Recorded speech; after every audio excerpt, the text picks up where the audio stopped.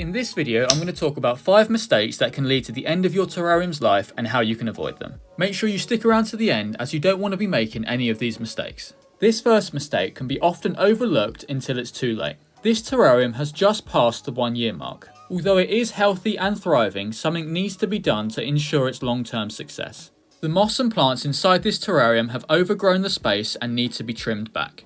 If I left it as it is, the plants would soon be competing for light and would ultimately choke itself out. The same goes for this terrarium. It's even more overgrown, so I can explain a little better. The mood moss inside here has grown so much and covered up so much of the glass that the plants inside are starting to struggle. This is obvious as there are only leaves on the top half of the plant stems. If I left the moss to continue to grow, eventually the plants inside will be starved of light and will ultimately die. This can be seen in this terrarium here. This terrarium's a few years old and it's definitely seen better days. There was so much moss and plant growth that eventually the plants choked themselves out and ended up dying. Some of the old, dead plants can still be seen on the glass. However, all hope is not lost. A few weeks ago I cleaned off a patch of glass and as you can see, some moss has sprung back to life inside this terrarium. This is great, but ideally it should never get to this stage. I'm going to show you just how quick and easy it is to give the terrarium a trim. I'm going to remove the lid, take some scissors and start cutting away.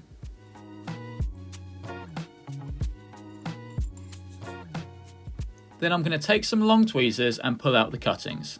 As you can see, there was quite a substantial plant and moss growth inside this small jar. Then I'm going to give the glass a quick clean and that's all there is to it. In the year this terrarium's been set up, I've had to do about 4 or 5 maintenance sessions just like this one. This is mainly due to the fast growing plants inside and the small size of the jar. If you want to make a terrarium that doesn't require much maintenance, consider using a larger vessel and slower growing plants. This is a terrarium that's been kept in a bright spot in indirect sunlight. And this is a terrarium that's been kept in direct sunlight. As I'm sure you can tell, the one in direct sunlight has been cooked alive. This is because the intensified light causes the inside of the terrarium to heat up so much it becomes uninhabitable. Instead of direct sunlight, place the terrarium in a bright spot in indirect sunlight or under LED lights. I always recommend using LED lights as it provides stable, consistent lighting year round. This next mistake is closely related with the last. Although it's not as severe, insufficient light can still lead to a dead terrarium. This terrarium has been kept in a relatively dark corridor and it's showing clear signs of insufficient light. As you can see, the stem of this peperomia is stretched out and leggy, meaning it's trying to find more light. And its leaves have also begun to yellow. There's still hope for this terrarium and I'm going to show you what to do to fix it. I'm going to start by taking some scissors and trimming the peperomia right down to the base. New, healthy growth will appear right where the leaves meet the stem. Next, I'm going to put the lid back on and place it under some LED lights. This is the rack where I grow some of my terrariums. They sit under some relatively bright LED lights that are on for 12 hours and off for 12 hours. Before moving on, let me quickly tell you about my terrarium making ebook. It contains everything you need to know to make and keep long-lasting healthy terrariums. From the best substrate mix to use, 25 of the best mosses and plants to use, what microfauna to introduce, how to care for your terrarium, and everything in between. If you're interested, I'll leave it at the top of the description and in the pinned comment. Another issue that commonly occurs in terrariums is mould. Mould will usually pop up in new terrariums that haven't quite found their balance yet. It predominantly grows on wood and other organic materials used inside terrariums. This is a terrarium I made on the channel about a month ago.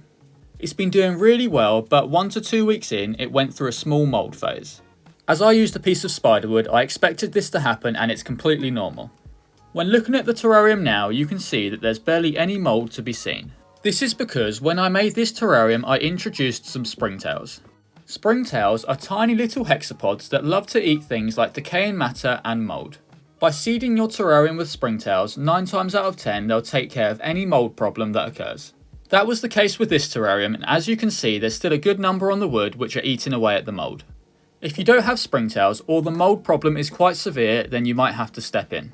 You can use something like a toothbrush to brush off the mould and remove it if there's a significant amount. Long tweezers also come in really handy. As I briefly mentioned earlier, mould predominantly grows on things like wood. If you're worried about mould, simply use a small amount of wood or don't even use any at all. Beautiful terrariums can be made from rocks alone and they won't grow any mould. This is a dragonstone terrarium I made on the channel a couple months ago and I haven't seen a single bit of mould in the 2 months it's been set up. This isn't to say you shouldn't use things like wood, as the mould phase will often clear up after a couple weeks. In a terrarium with no microfauna such as springtails, dead leaves can often spark a mould problem.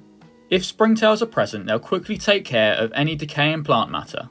But without them, the decaying matter can cause a mould outbreak. If you don't have springtails or a significant amount of leaves or plants are dying, be sure to remove them before it becomes a problem. Another mistake I often see being made is a poor choice of plants. Ideally, you should be using plants that thrive in high humidity conditions. As terrariums are closed shut, humidity and moisture level is going to be high, which some plants just don't do well with. For a long-term successful terrarium, try to choose plants that originate from a high humidity tropical climate. A quick Google search will give you a long list of options, but here's a few super easy beginner-friendly species that I often use. This is Photonia. It comes in a variety of leaf shapes and colours and is super easy to grow in a terrarium. Asparagus fern is another great plant to use. It has these beautiful bushy leaves which are great at replicating trees inside terrariums. Peperomia verticulata is also a great choice. One of the biggest and most problematic terrarium mistakes I see is overwatering. Luckily for you, I made this video here which will teach you everything you need to know about watering a terrarium.